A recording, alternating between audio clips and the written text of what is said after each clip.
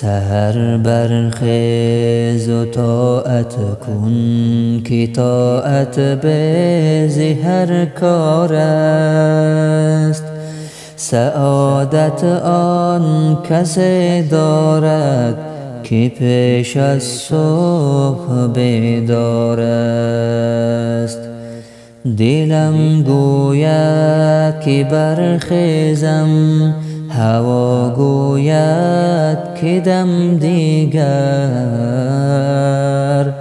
هوا را زیر پا آرم که آنجا امر جبار است. چو مرغان هر سحر گویند قم یا ایها الغافل،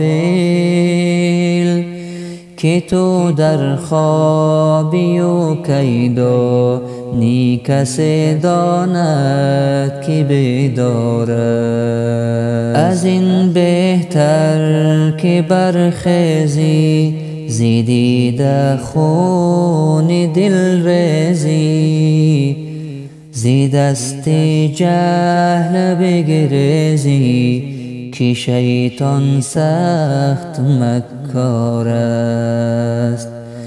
ایا ای شمس تبریزی گه شهد و شکر ریزی، اگر 100 سال بگریزی که آخر مرگ در کار است. سحر برخیز و طاعت کن که طاعت به هر کار است.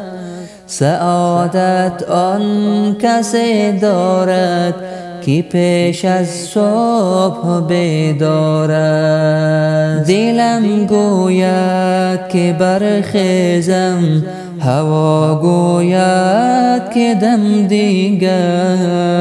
هوا را زیر پا آرم که آنجا امر جبار است.